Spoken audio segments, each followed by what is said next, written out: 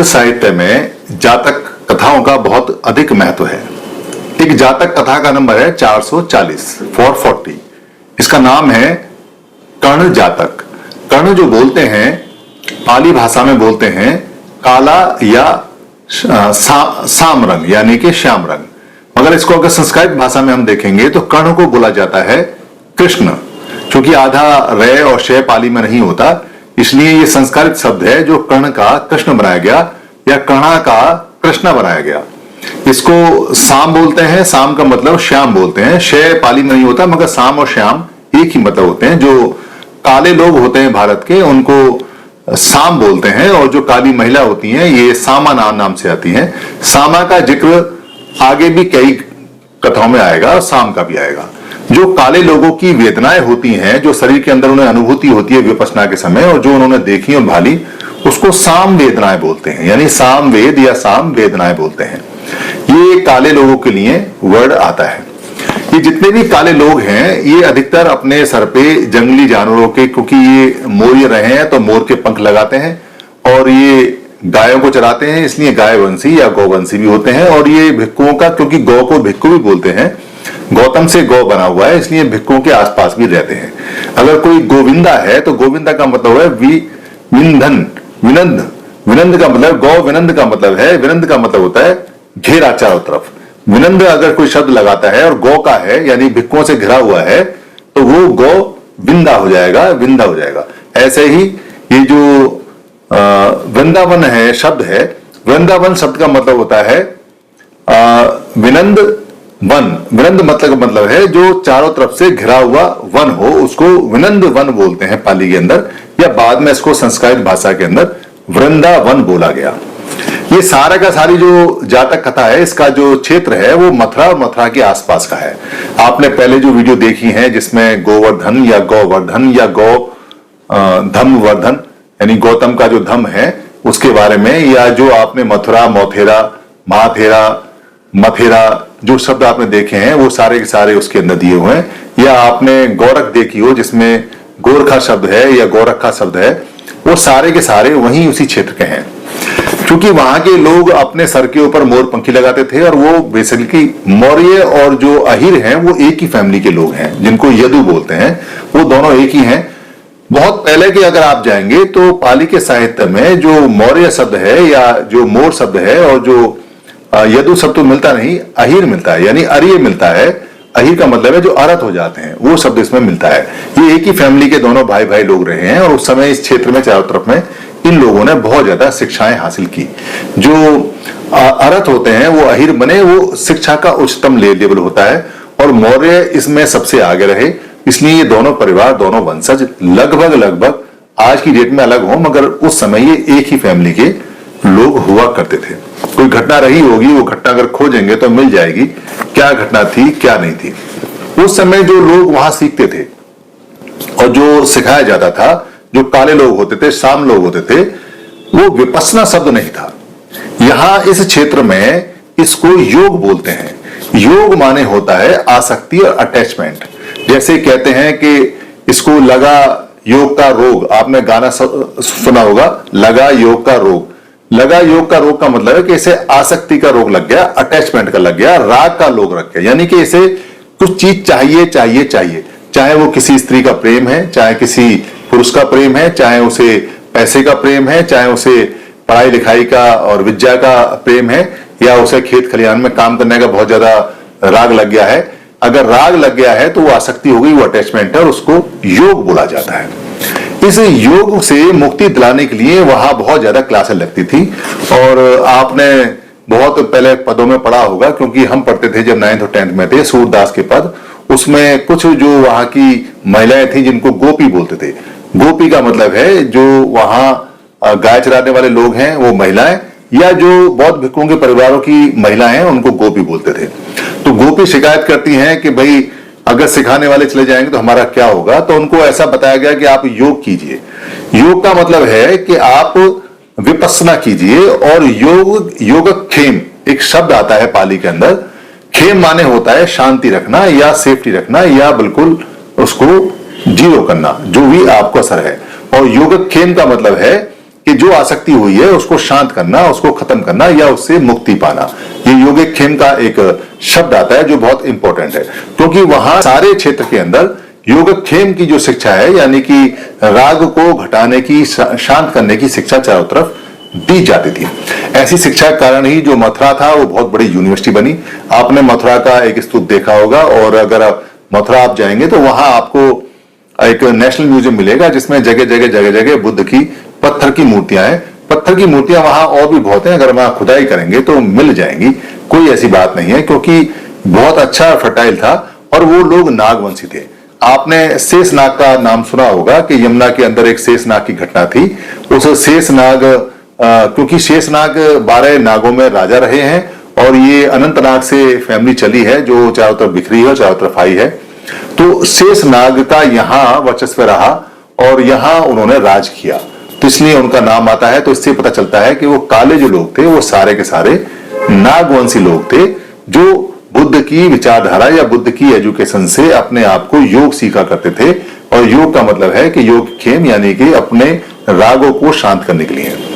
और जो भगवान ने जो गीत दिए, यानी गीत को पाली के अंदर गीता बोलते हैं अगर बहुत सारे गीत हों। एक गीत को बोलेंगे गीतो, और बहुत सारे अगर गीत हों तो उनको बोलेंगे गीता। जैसे एक बुद्ध होता है तो उसको बोलते हैं बुद्धो, और बहुत सारे अगर बुद्ध हों तो उनको बोलते हैं बुद्धा। ऐसी अगर एक गीत है तो उनको गीतो, और अगर बहुत सारे गीत हैं तो गीता। तो भगवान ने जो वत कहे, वत माने होता है, वतती माने होता है, वदंती या वदती माने बोलता है या कहता है। तो भगवान ने जो वहां पे गीत दिए, जो वत किए या वदती किए, वो भगवत हुए और उनसे वो गीत बने। वो सारे गीत टोटल उन लोगों के आसपास में अपने आप को प्योरीफाई करने के लिए, राग और द्वेष से मुक्त होने के लिए जो वो योग करते थे उसमें वो काम आते थे। इसलिए चारों तरफ वहां बहुत अच्छा वातावरण था। और विद्या का, यानी कि जो ब्रिज, जिसको हम वृंदावन बोलते हैं, यानी कि जहां चारों तरफ घेरा होता था, वहां वो लोग आते थे और वहां जाके सारी साधना और सारा योग किया करते थे, सारे तप किया करते। इसलिए आपने देखा होगा कि अधिकतर जो नाम है वो योगी है, योगिता है, या योगेंद्र है, योगेश है, योगी राज है, योग राज है, ये नाम है। और योग को जोग भी बोला बाद में, क्योंकि यहाँ की भाषा में जय ज्यादा चलता है। जैसे जे काम कर ले, जे का कर रहा है, जा में तो ये हो जाएगा, जा में तो वो हो जाएगा, जाए तो ऐसा करो, जाकू तो ऐसा हो गया। तो जे शब्द बहुत चलता है। जो की बहुत लोग इसको लगाते हैं, जय की, जो की। तो जय शब्द यह की जगह चलता है, इसलिए योग को जोग भी बोलते हैं। तो नाम यहां पड़े जोगी, जोगना, जोगेंद्र, जोगेश, जोगराज, ये नाम और योग वाले दोनों सेम है।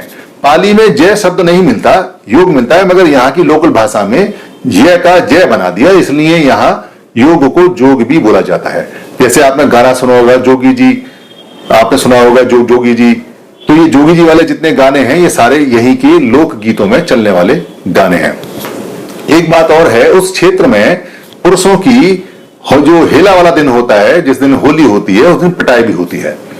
ये डंडे से पिटाई होने का क्या कारण है और क्यों उनकी पिटाइयां औरतें करती हैं? क्योंकि भारत में औरतें अगर पिटाई करती हैं तो कर सकती हैं, क्योंकि महिला प्रधान देश रहा है, मगर एक खास दिन में करती है तो कोई घटना वहां निश्चित रही होगी।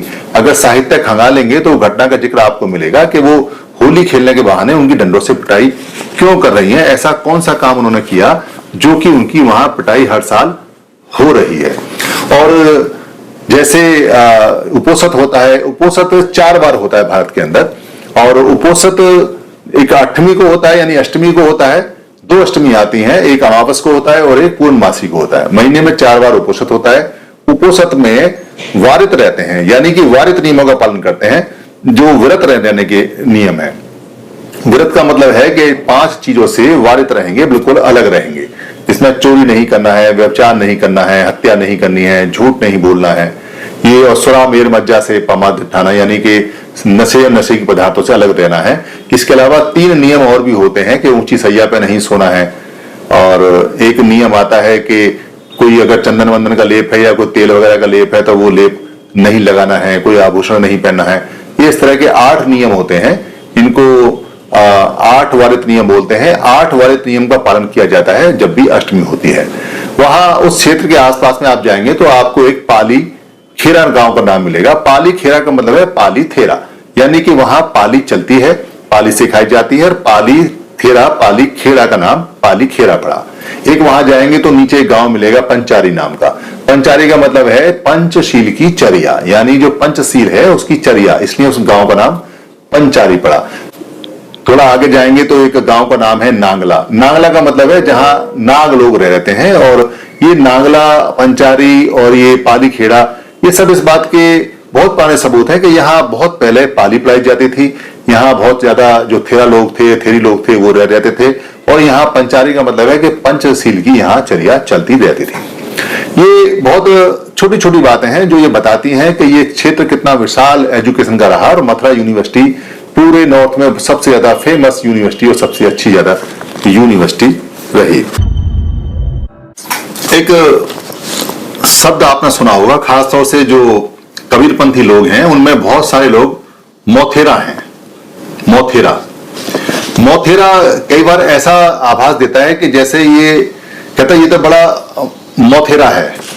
पुराने जो लोग हैं वो किसी बहुत ज्यादा बच्चा बड़ा चंचल हो, बहुत ज्यादा वाक्चातु हो, बहुत ज्यादा बातचीत करता हो, दिमाग से तेज हो, या किसी की ना सुनता हो, बहुत सारी बातें काटता हो अपने तर्क से, तो उसको कहते हैं ये तो बड़ा मोथेरा है। तो मोथेरा जो आता है वो एक पॉजिटिविटी में आता है, यानी कि बहुत तेज सर्रार और बहुत ज्ञानी जो लोग होते थे उनको मोथेरा बोलते थे। और मोथेरा आज भी लोग हैं जो कबीरपंथियों में खासतौर से पाए जाते हैं। कई बार वो माथुर या ऐसा करके भी लिख लेते हैं अपने नाम के आगे, मोथेरा की जगह माथुर कर लेते हैं। जो लोग लिखते हैं, जो लोग जानते हैं, वो इसको समझते हैं। आपने अगर पाली पढ़ी हो या पाली देखें ध्यान से तो एक शब्द आता है जिसको बोलते हैं मथ। मथ माने होता है कि जैसे आटे में आपने पानी डाल दिया और उसको आपने मिलाया तो उसको कहते हैं मथना या मिक्स करना या उसे मिलाना, ये मथना हो गया। और पाली में कहते हैं मथती, यानी कि मथता है। अगर उसको मथता है यानी मिक्स करता है तो उसको बोलते हैं मथती। और मत्थक बोलते हैं जो मस्तक होता है, यानी कि जो फोरहेड होता है, जैसे मेरा ये फोरहेड है, इसको बोलते हैं मत्थक या मस्तक। एक शब्द और आता है जिसको बोलते हैं मथलू। मथलू, लू के बाद में आधा ने लगता है, आधा डे लगता है बेसिकली, तो मथलू। मथलू का मतलब है दिमाग या ब्रेन। ये शब्द क्योंकि बोलने में बड़ा डिफिकल्ट है, इसलिए इसको बोलने में बहुत कम बोला जाता है, ये लगभग लुप्त सा हो चुका है, मथलू। मगर जो मोथेरा शब्द है वो लुप्त नहीं हुआ। वो लुप्त इसलिए नहीं हुआ क्योंकि आप मथ क्या रहे हो, बेसिकली आप मथ रहे हो मत्थक को। मत्थक का मतलब है अपने मस्तिष्क को मथ रहे हो। मथलू को मथ रहे हो, मथलू का मतलब है दिमाग को मथ रहे हो। और जो जहां आप मथ रहे हो उस जगह को मोथेरा बोलते हैं, या वहां के लोगों को मोथेरा बोलते हैं, उस जगह को मथुरा बोलते हैं। ये लगभग सारे शब्द जा चुके हैं। एक माथुर, एक मोथेरा और एक मथुरा, ये 3 शब्द बचे हुए हैं, और एक मथ बोलते हैं।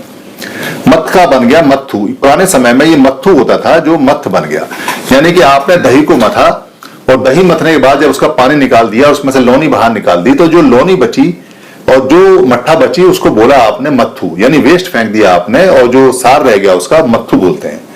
ऐसे पुराने समय में जो लोग पढ़ने आते थे मथुरा के अंदर, मथुरा यूनिवर्सिटी के अंदर, वहां जितने भी यूनिवर्सिटी में लोग पढ़ते थे वो आपस में एक दूसरे को मथते थे अपने मत्थक से, यानी कि मस्तिष्क से, और मथलू से यानी कि दिमाग को मथते थे, और दिमाग में से जो बेकार की चीज है, जो राग द्वेष है, उनको निकाल देते थे, और जो अच्छी चीज बचती थी उसको मत्थु बोलते थे।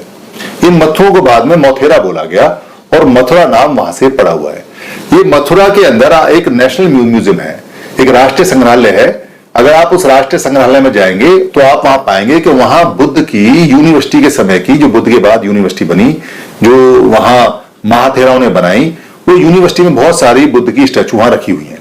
आज भी मथुरा में अगर कहीं कोई जगह खोदते हैं तो वहां पर बुद्ध की स्टैचू निकलती हैं। बताते हैं जो चीनी यात्री आए थे उनके वर्णन है कि वहां पे बौद्धों की बहुत सारे छोटे मोटे स्कूल और यूनिवर्सिटियां थी। बाद में लोगों ने, चूंकि वहां पत्थर मिलता है तो पत्थर पे कला पे करके भगवान बुद्ध की मूर्तियां बना ली, क्योंकि मूर्ति का प्रचलन भगवान बुद्ध ने तो स्टार्ट किया नहीं, आरंभ किया नहीं, उसके बाद में उनके अनुयायियों ने, और जो उनसे बहुत ज्यादा प्यार में पड़ गए, उनकी बातों को भूल के उनकी भक्ति करने लगे, उन्होंने वो मूर्तियां वहां बनाई हैं। मगर वो मूर्तियां बहुत सारी संग्रहालय में रखी हुई हैं। मैं आपको यहाँ संग्रहालय के कुछ फोटो दिखा रहा हूं। वो वो आप देखिए, और कभी जाएं तो संग्रहालय को जरूर देखिए, क्योंकि मथुरा पूरा का पूरा क्षेत्र भगवान बुद्ध की शिक्षाओं का सबसे बड़ा केंद्र दिल्ली के आसपास में रहा है, क्योंकि वो यमुना के किनारे है और यमुना के पास में बसा हुआ है। वहां भिक्षु और शिक्षा, खाना पानी बहुत अच्छा मिलता था, इसलिए वहां सेंटर बहुत बड़े बड़े बन गए और वहां चले भी बहुत, इसलिए लोग भूले नहीं। और महाथेरा और जो लोग होते हैं वो मथुरा से भी संबंधित हो सकते हैं, मगर महाथेरा एक अलग है। मगर वहां पे एक गांव है जिसका नाम है पाली खेरा। पाली खेरा एक गांव आज भी है। पाली खेरा दो चीजों से मिलकर बना है, पाली लैंग्वेज यानी पाली भाषा से, और खेरा का मतलब होता है थेरा, यानी थेराओं की पाली भाषा, इसका मतलब पाली थेरा हो गया। एक वहां काली माता का मंदिर भी है, काली देवी का। काली देवी जो बोली जाती है, काली देवी अगर कहीं भी है या काला देवता अगर कहीं भी है तो वो 100% 200% वो भिक्खु या भिक्खुनी, थेरा थेरी, महाथेरा या महाथेरी या उपासक या उपासिका का वो स्थान रहा है जहां उसने जीवन भर पढ़ाया है। और लोगों ने उसकी स्मृति में कोई स्तूप बना दिया है, जो लिंग जैसे आकार का भी हो सकता है, एक स्तूप बना दिया है, और वो काली माता के नाम से या चंडी माता के नाम से या चंडाल के नाम से जाना जाता है या पहचाना जाता है। ये असुर, दस्यु, ये सारे शब्द मैंने आपको बताए हैं। आप टीम 22 की वीडियोस को देखते रहेंगे तो आपको सारे जो जितने भी शब्द हैं उनके अर्थ लगातार मिलते रहेंगे। मथुरा का बहुत अच्छा है, मथुरा आप जाइए, वहां जाके देखिए कि कैसे किस समय यूनिवर्सिटियां चलती थी और कौन कौन से अवशेष वहां भी रखे हुए हैं। मथुरा आज भी उतना ही है, अगर आप ध्यान से देखेंगे तो आपको मथुरा, मत्थु, महाथेरा, थेरा में कोई अंतर महसूस नहीं होगा। शब्दसार विज या विज्जवासी, आपने जो बुद्ध वंदना है उसके अंदर एक लाइन सुनी होगी, विद्याचरण संपन्नो लोक विदु। ये जो विद्याचरण संपन्नो आता है, इसका मतलब है विद्या प्लस आचरण, यानी विद्य प्लस आचरण। और विद्या का जो मतलब है यहां पे होता है विद्या। विद्या जो बोलते हैं वो हायर एजुकेशन को बोलते हैं। जैसे कोई व्यक्ति अगर एमए या पीएचडी या एमफिल करता है या डॉक्टरेट करता है या डॉक्टरेट इन लिटरेचर करता है या मेडिसिन में करता है, जो हायर एजुकेशन होती है उसको यहां विद्या बोलते हैं। तो जो विद्या जहां लोग रहते हैं और जहां लोग विद्या ग्रहण करते हैं, अगर वहां वास करते हैं तो उनको बोलते हैं विद्यावासी या ब्रजवासी या विद्यावासी। तो ब्रजवासी का मतलब हो गया विद्यावासी, और ब्रजवासी जो क्षेत्र है, ये जो मथुरा नाम की यूनिवर्सिटी है, जो भारत में बुद्ध समय के, खासतौर से जो मौर्य काल के समय जो सबसे बड़े बड़े सेंटर थे, सबसे बड़े बड़े एजुकेशन के केंद्र थे, विद्या के सेंटर थे, विद्या के केंद्र थे, उनमें से एक मथुरा आता है जो दिल्ली के पास में पड़ता है। उस मथुरा के अंदर बहुत बड़ी यूनिवर्सिटी थी। उस यूनिवर्सिटी में जो लोग रहने वाले थे, जो बड़ी बड़ी विद्या या विद्या हासिल करते थे, उनको वहां और वहीं रहते थे, तो उसके फेमस हो गया चारों तरफ कि ये ब्रजवासी हैं। इसलिए ब्रजवासी का जो नाम है वो बहुत फेमस है। और वाक्करण क्या होता है? वाक्करण होता है जो वाक माने बातचीत, जो बातचीत में लिप्त रहता है या बातचीत करता है।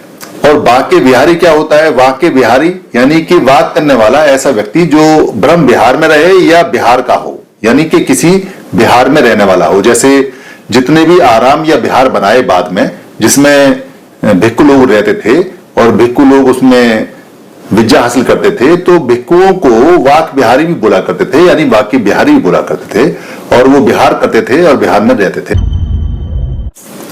एक कहानी आपने सुनी होगी, एक समय भगवान बुद्ध को जब ये पता चला कि कहीं पर एक यज्ञ हो रहा है और उस यज्ञ में बहुत सारे जानवरों की बलि दी जाएगी, मतलब उनको जिंदा काटा जाएगा, मारा जाएगा और फिर पकाकर खाया जाएगा। तो वो अपने भिक्खु संघ के साथ वहां जाते हैं और वहां जो आयोजक होते हैं, जिन्होंने हजारों की संख्या में गांव के भोले भाले लोगों के जानवर जबरदस्ती पकड़ पकड़ कर काटने के लिए इकट्ठे किए हुए हैं, उनको वहां जाके समझाते हैं कि ये यज्ञ इसको नहीं कहते, यज्ञ का मतलब कुछ दूसरा होता है। किसी की हत्या करके कभी भी कोई पुण्य नहीं कमाया जा सकता, और वो विपश्यना के थ्रू उनको उसको दिखाते भी हैं। ये बात आयोजकों की समझ में आ जाते हैं। और उस दिन के बाद से भगवान बुद्ध का एक नाम और पड़ता है, उनका नाम पड़ता है गौ रखा, यानी जो आज की डेट में उनके वंशज हैं जिनको गोरखा बोलते हैं, गोरखा या गौ रखा बोलते हैं, वो जो नेपाल के अंदर है और आज भी बड़ी शिद्दत से वो भारत के अंदर बहुत ज्यादा सुरक्षा देते हैं, रक्षा करते हैं और बड़े ईमानदार और बड़े कर्मठ और बहुत भोले और बहुत अच्छे व्यक्ति होते हैं, क्योंकि वो भगवान बुद्ध के उसी वंशज के लोग हैं जिन्होंने तब गौ रक्षा की थी। वो आज भी गौ रक्षा करने के लिए, गौ की सुरक्षा के लिए, पालन करने के लिए आज भी तत्पर रहते हैं। यहाँ आपने देखा होगा कि जानवर वहां बहुत सारे बंधे हुए थे, मगर उनको गौ रखा बोला गया। कहीं भी बैल रखा या भैंस रखा या बकरी रखा या ऊंट रखा या घोड़ा रखा ऐसा नहीं बोला गया, यानी कि उनको गौ रखा बोला गया। तो पाली साहित्य के अंदर गौ का मतलब जो होता है वो जितने भी कैटल और जितने भी जानवर हैं उन सबको गौ बोलते हैं। उसमें किसी का कोई लिंग भेद नहीं होता, चाहे वो पुल्लिंग हो, चाहे वो स्त्रीलिंग हो, चाहे कोई भी तरह का जानवर हो जो चौपाया है और जो मनुष्य के साथ में रहता है, उसको सबको कैटल बोलते हैं और कैटल को पाली के अंदर गौ बोलते हैं। जैसे जितनी भी नदियां हैं पाली उन सबको गंगा बोलते हैं। गंगा जो नाम है नदी है, यानी रिवर को ही गंगा कहते हैं। रिवर गंगा है, गंगा रिवर है, यानी नदी और रिवर और गंगा तीनों सेम एक दूसरे के पर्यायवाची हैं। ऐसे ही जो गौ है वो सारे कैटल के लिए आता है, यानी कैटल है अगर जानवर है तो वो गौ है। ये बिल्कुल स्पष्ट और बिल्कुल क्लियर बात है। इसलिए आपने कहीं भी भैंस रखा नहीं देखा होगा या भैंसा रखा नहीं सुना होगा, आपने हमेशा गौ रखा ही सुना होगा या गोरखा ही सुना होगा। ये शब्द बिल्कुल साफ साफ है, क्योंकि गौ के यहां पर एक मतलब और भी है। पाली के अंदर जो गौ है उसका एक बहुत सा सिंपल सा एक मतलब यहां और भी निकल के आता है। वो आता है कि जब भिक्खु, जब गौतम बुद्ध, जब गौतम, यानी गौ का आप नाम देखिए कि गौतम से गौतम बना हुआ है और गौ से जानवर बने हुए हैं, दोनों सेम है। गौ से हम सारे एनिमल को बोल रहे हैं पाली के अंदर, गौतम जो बना हुआ है उसके पहले दो अक्षर गौ हैं, तो गौ और गौ दोनों सेम है। तो यहां अगर गौचर गांव है, यानी कि पाली के अंदर अगर गौचर गांव है तो इसका मतलब ये नहीं है कि जहां गाय भैंस या बकरियां चरती हैं वो गांव है।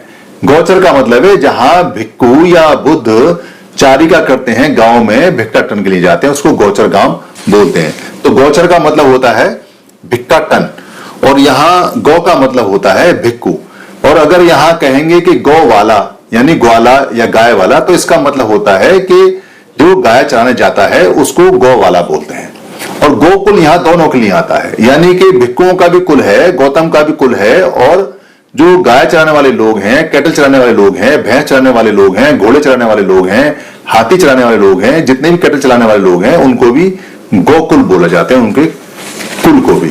तो ये बिल्कुल स्पष्ट और ये क्लियर है। इसलिए कंफ्यूजन आज की डेट में इसलिए होता है क्योंकि भिक्खु लगभग जा चुके हैं और भिक्खुओं के कुल भी लगभग खत्म हो चुके हैं, और जो गोरखा है वो गोरखा से गोरखा बन चुके हैं। तो जितने भी कंफ्यूजन थे, और क्योंकि साहित्य में जो नाम है वो गौ का जाता है, गौ जो होता है वो सभी के लिए बोला जाता है। बेसिकली अगर आप काऊ के लिए बोलेंगे तो गाय बोलेंगे या धेनु बोलेंगे।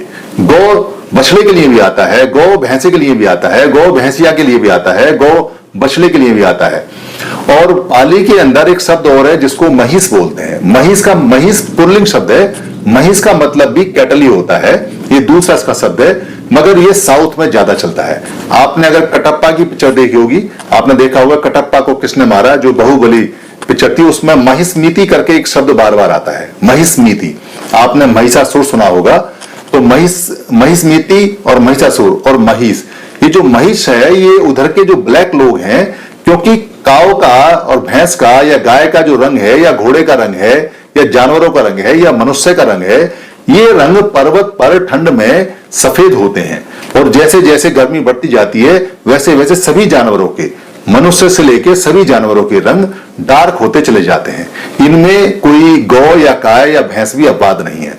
जो नीचे आ गए वो काले हो गए, जो ऊपर रहे वो सफेद हो गए। बाकी जाति और प्रजाति लगभग उनकी सेम है पूरी दुनिया के अंदर, उसमें कोई अंतर नहीं है। जैसे मनुष्य की सारी जातियां लगभग सेम होती है, जैसे उनको होमोसेपियंस बोलते हैं वैसे ही ये सबके सब बोले जाते हैं। तो यहाँ जो कंफ्यूजन है वो इस बात का है क्योंकि बहुत ज्यादा जो प्रचार किया गया वो गौ को गाय से कह के दिया गया। जैसे गौदान, गौदान का मतलब है भिक्खु के लिए दान देना, मगर गाय ही दान में चली गई पूरी पूरी, क्योंकि गौदान का मतलब गाय दान नहीं है। गौदान का मतलब है कि कोई भी कैटल अगर आप दान में देते हैं अब के समय में, और उस समय में था कि जब भिक्खु को दान देते हैं उसको गौदान भी बोलते हैं, यानी कि जो भिक्खु आया है उसको अगर कुछ दिया तो वो भी गौदान के रूप में आता है।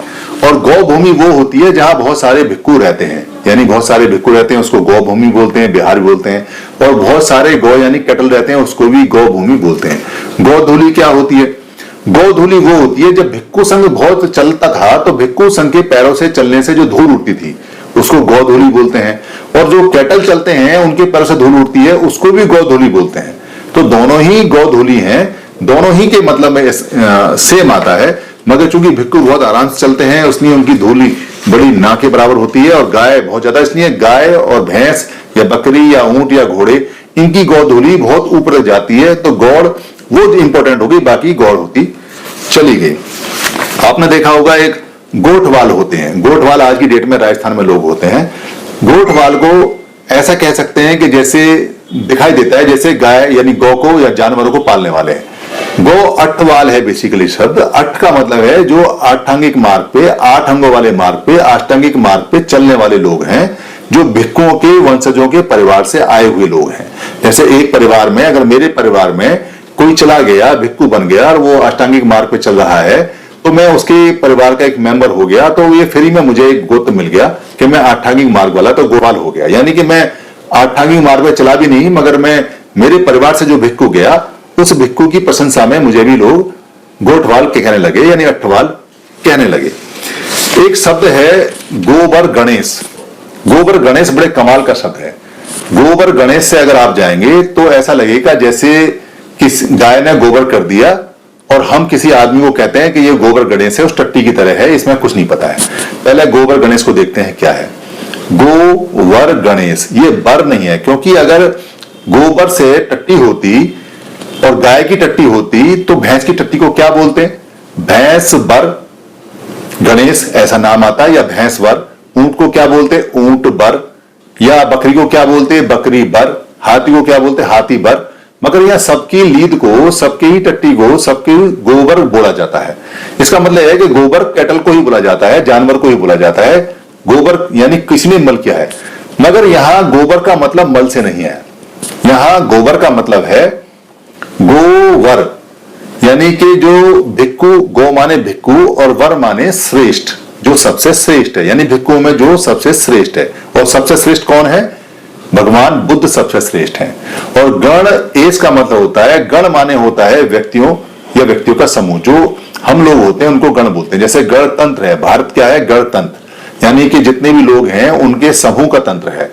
तो गण ईस यानी कि जो समूह है, गण जो लोगों का समूह है, उसका ईस, इसी का मतलब है ऋषि हो गया। ऋषि का मतलब है इसी पाली बोलते हैं। इसी का मतलब जो जानकार है, जो उनका हेड है, तो गणेश बोलते हैं इसको। तो गोबर गणेश एक गाली नहीं है, गोबर गणेश एक बहुत उच्च वर्ड है जो भगवान बुद्ध के लिए बोला जाता है। बाद में इसको गाली बना दिया गया।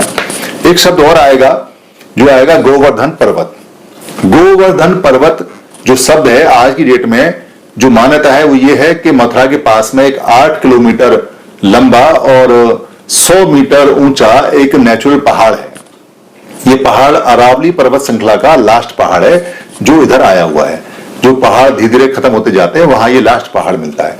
राजस्थान में तो बहुत है, मगर इसलिए ये लोगों के अट्रैक्शन का कारण और ट्रेवल का कारण है। गोवर्धन पर्वत इसको बोला जाता है। ऐसा लगता है जैसे वहां पे गोबर है और उसका धन है, क्योंकि कुछ लोग गोबर का धन भी बनाते हैं, गोबर की एक आकृति बनाते हैं। मगर कुछ लोग कहते हैं कि इसका मतलब है गोवर्धन, यानी गाय का वर्धन, यानी गाय को बढ़ाने वाला, गाय को पालने वाला। तो गोवर्धन जो गाय को पालने वाला है, ये शब्द सार्थक नहीं है, क्योंकि 100 मीटर ऊंचाई पे जहां पानी नहीं है, जहां घास नहीं है, जहां आप कोई सड़क नहीं है, जहां आप खाना लेके जा नहीं सकते, भूसा चारा लेके जा नहीं सकते, वहां इतनी गर्मी में ऊपर गाय का संवर्धन या गाय का बढ़ाना कैसे हो सकता है? गाय को बढ़ाने के लिए या गाय का वर्धन करने के लिए एक जंगल होना चाहिए जहां बहुत सारा चारा हो और पानी हो और गाय को ज्यादा परेशानी ना हो।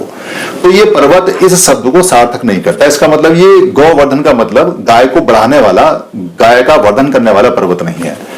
मगर दूसरे शब्द में अगर हम देखें इसे, तो गौ का मतलब है भिक्खु, यानी भिक्खुओं का वर्धन करने वाला पर्वत। ये शब्द बिल्कुल ठीक है, क्योंकि भिक्खु जो है वहां बैठ के तपस्या करते हैं, ध्यान करते हैं, साधना करते हैं, विपස්සना करते हैं। तो ये जो गोवर्धन, यानी कि गोवर्धन का अगर हम पूरा थोड़ा सा सब चित्त में और क्लियर करें तो ये है गोवर्धम पर्वत, यानी गौ माने भिक्खु हो गया, वर माने श्रेष्ठ और सबसे अच्छा हो गया, एक्सीलेंट हो गया, धम्म माने प्राकृतिक नियम हो गए, या वर्धन भी बोल सकते हैं इसको, यानी बढ़ाने वाला हो गया, पर्वत माने पर्वत हो गया, इसको गिरी भी बोलते हैं। ये शब्द बिल्कुल सार्थक है, क्योंकि भारत के अंदर भिक्खुओं की परंपरा में जो समन परंपरा है, जितने भी भिक्खु हैं, क्योंकि वहां तो वैसे भी मौर्यों का शासन रहा है गोवर्धन पर्वत के आसपास, तो वो पूरी राजधानी वहां रही है और वहां बहुत बड़ी यूनिवर्सिटी पूरी रही है जो मथुरा के नाम से जानी जाती है। तो गोवर्धन जो शब्द है वो बिल्कुल ठीक है, क्योंकि पूरे भारत में भिक्खु एक एकांत स्थान चुनते हैं जो ऊंचा हो।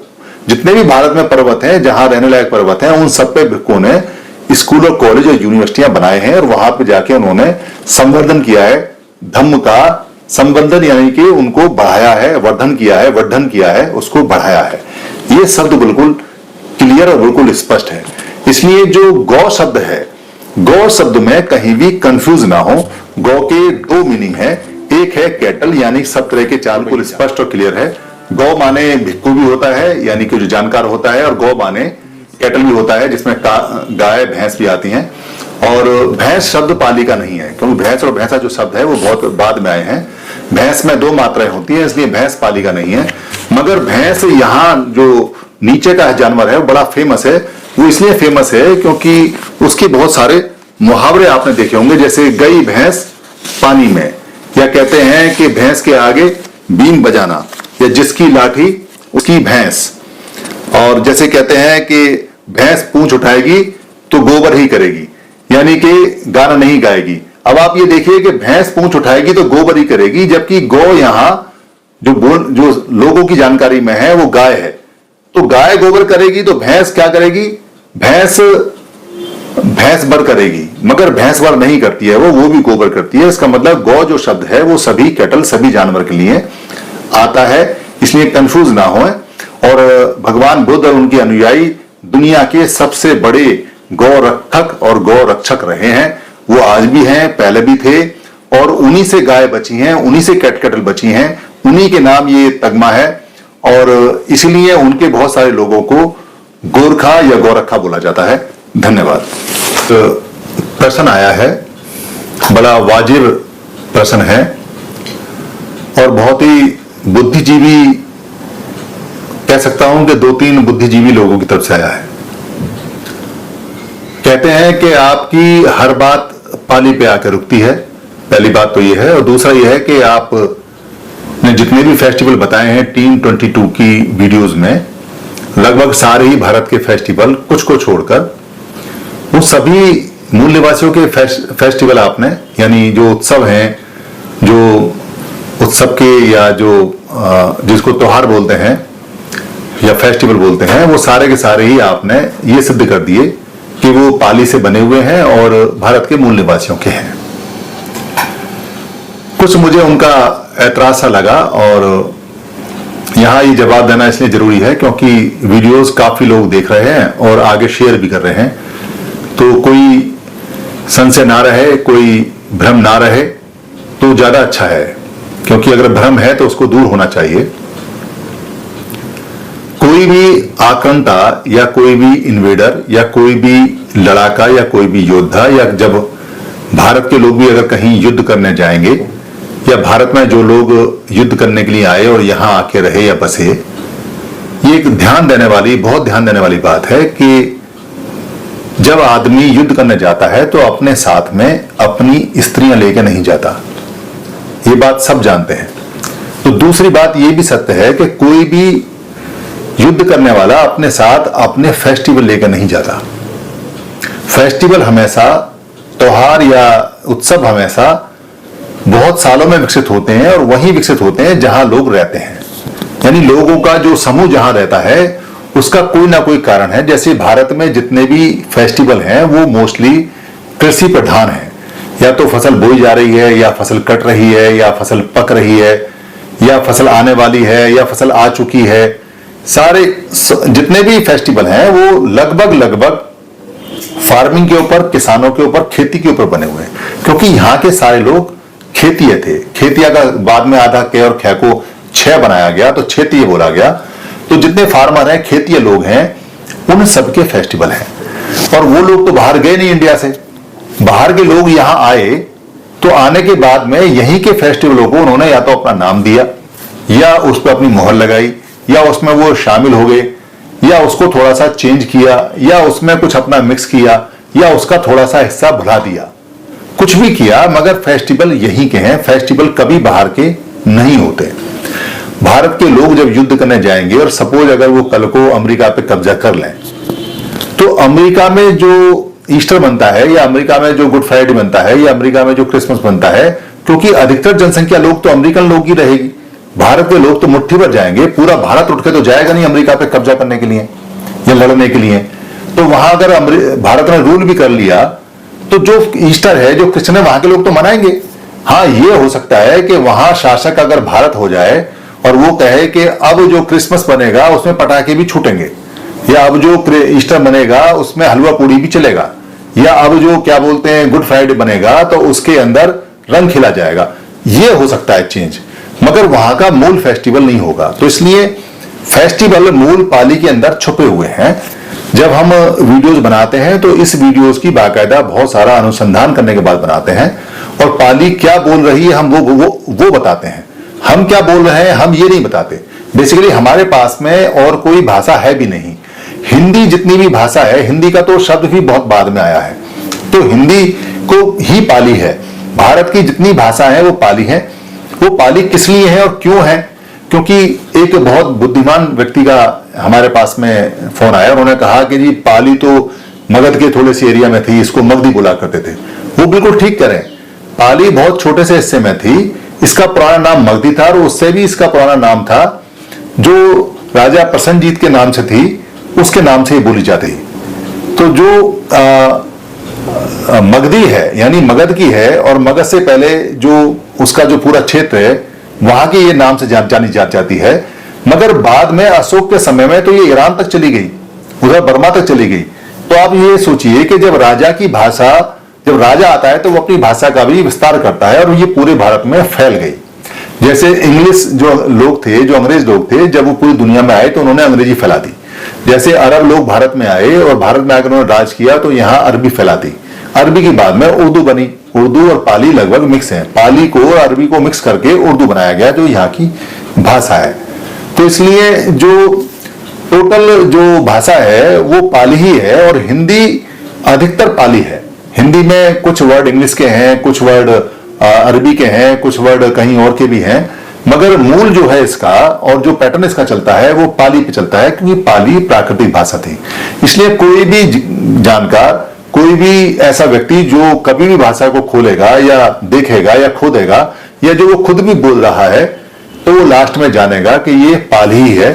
थोड़े थोड़े चेंज किए हुए हैं, वो चेंज हम समय समय पर बताते रहते हैं, आप देखते रहते हैं, प्रश्न आपके आते रहते हैं, जवाब हम देते रहते हैं। इसलिए फेस्टिवल सारे भारत के हैं, कुछ फेस्टिवल को छोड़ के। जैसे आक्रांता अपने साथ लेके आए, जो अरबी लोग लेके आए, वो जो मुस्लिम फेस्टिवल है वो भारत के नहीं है। उनकी छाप अलग है, उनकी बात अलग है। वो यरूशलेम से चलते हैं, इजराइल से चलते हैं, वो यहाँ के भी नहीं है, इसलिए उनके फेस्टिवल वहां से चलते हैं। जो क्रिश्चियंस के फेस्टिवल हैं वो वहां से चलते हैं।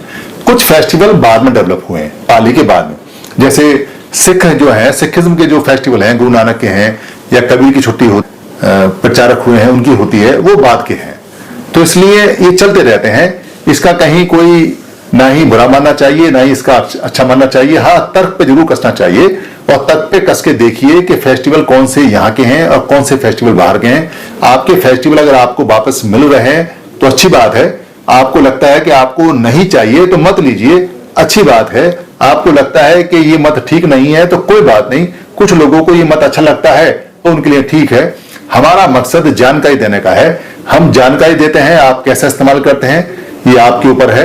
हम सभी के वेल विशर हैं, सबका मंगल हो। ये जो टीम 20 चैनल है, ये जानकारी बिल्कुल समानता के साथ में, एक रूप के साथ में सबको देता है। धन्यवाद।